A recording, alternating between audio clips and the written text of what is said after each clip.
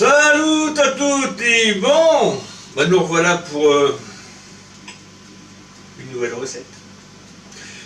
Donc, je vous explique un petit peu ma vie. Hier, j'ai fait de la marmelade de clémentine. Corse, bien sûr. Déjà que ça m'énerve, ça. Quand on va dans les supermarkets, Ajaccio, Propriano, peu importe où, en Corse, quand on voit des clémentines espagnoles, alors que on produit nous-mêmes des clémentines, c'est débile. Mais bon, on va pas lancer la polémique. En tout cas, c'est d'avoir de la marmelade, soit que vous faites vous-même, soit que vous achetez, mais de chez nous. Hein? J'ai rien contre les Espagnols, mais chacun fait sa vie. Donc aujourd'hui, ça va être le pain d'épices à la confiture, quoi, la confiture, à la marmelade, à tout ce qu'on... de clémentine corse. Donc il va vous falloir 350 g de farine. Alors moi j'ai déjà, ce coup-ci j'ai tout préparé. Hein. J'ai pris un peu d'avance, j'ai même chemisé mon moule. Hein, vous vous rappelez ce que c'est, chemisé, hein, beurre, farine. Bon, on continue. Donc 380 g de farine, 250 g de marmelade de clémentine, 225 g de miel, du bon miel, pas du truc qui vient de Chine hein, ou d'Argentine. On a des bons producteurs de miel, donc on va les voir. Hein. On prend du bon miel, 90 g de beurre,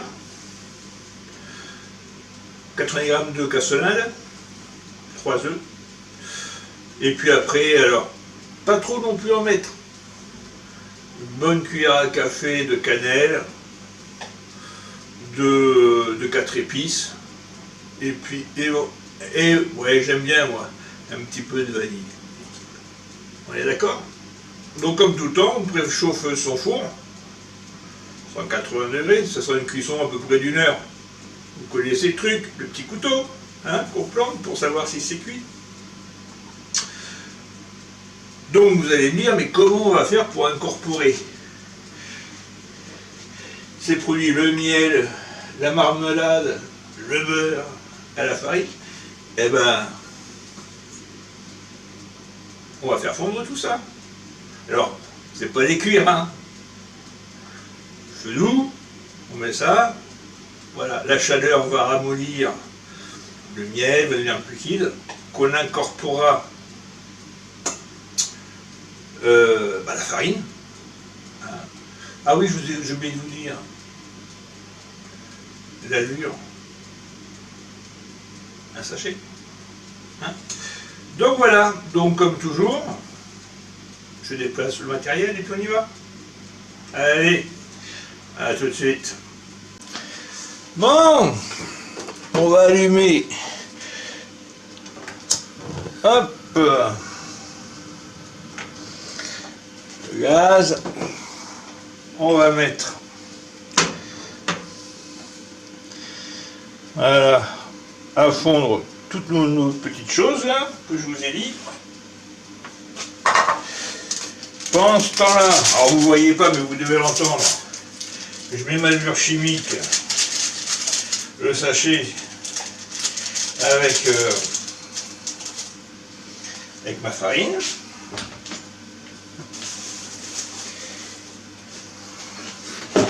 Et je vais rajouter donc ma cannelle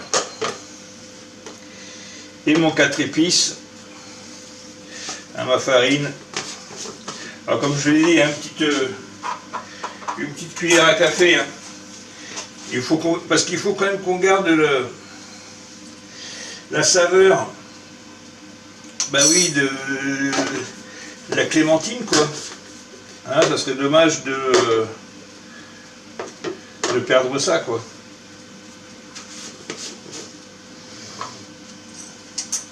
Donc pas beaucoup d'épices.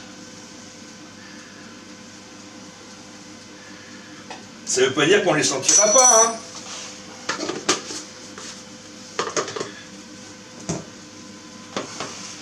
Alors voilà, je ramène Vous voyez? Donc ça, ben c'est comme toujours, hein, on fait une petite fontaine, parce qu'après on y rajoutera notre marmelade, miel, beurre.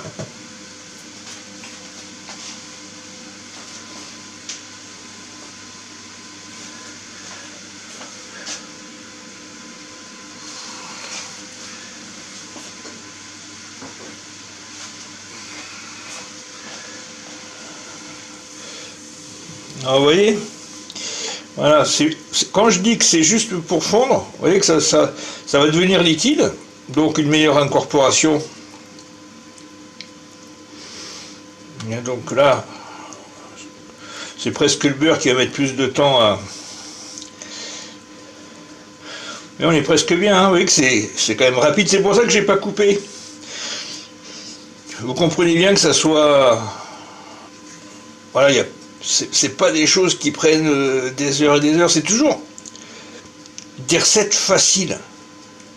Pourquoi s'embêter alors qu'on peut faire des très très bonnes choses? Donc là, vous voyez, comme c'est chaud, je coupe le gaz, ça va finir de fondre tranquillement.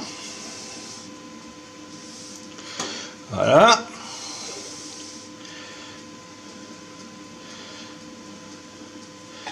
Donc, de ce pas, je vais redéplacer le matériel, que vous voyez le mélange. Bon, alors ne vous inquiétez pas si vous voyez des raisins secs, hein. C'est pas pour cette recette, hein. C'est parce qu'après j'ai ma glace rhum raisin à faire. Donc voilà, donc ben, on a notre farine. On verse, je vais prendre la maryse pour bien nettoyer le... Voilà.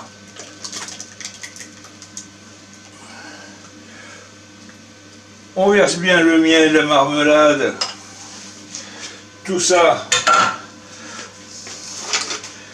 Fouet.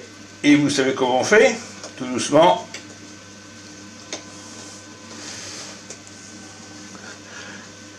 En prenant tous... Comme ça fait un puits, on récupère la farine à chaque tour un petit peu.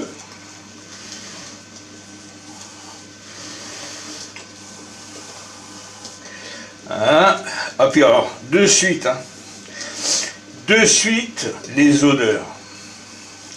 Je vous dis pas.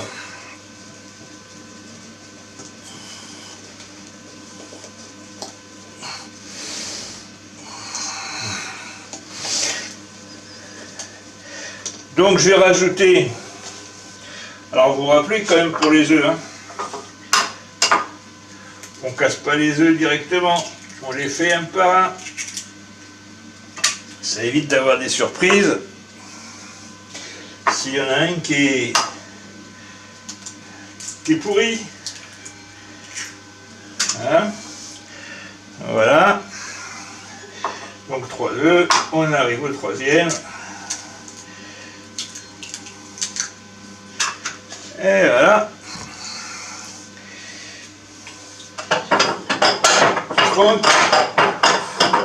Tranquillement. Hop.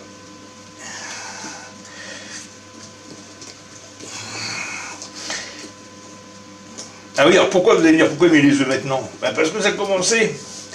La pâte a commencé un peu à être pas dure, mais consistante.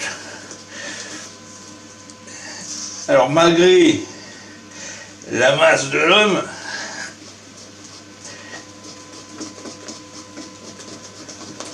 voilà, et on a une pâte, vous voyez, bien lisse.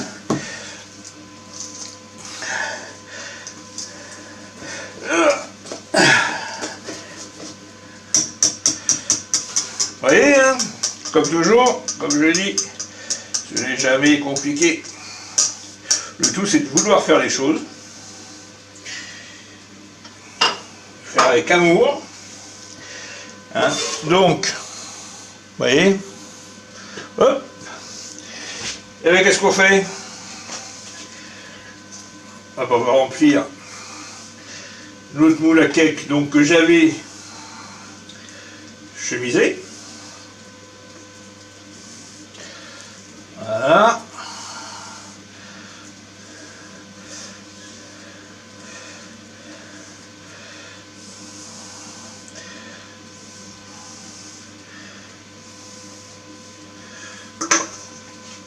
Voilà. Donc, au four, 1 heure, 180 degrés. Et vous savez ce que je vais faire pendant ce temps-là? La vaisselle. Donc, on se retrouve tout à l'heure, les amis.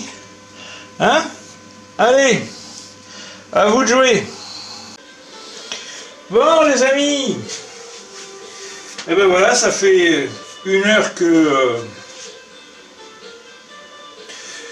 le pain d'épices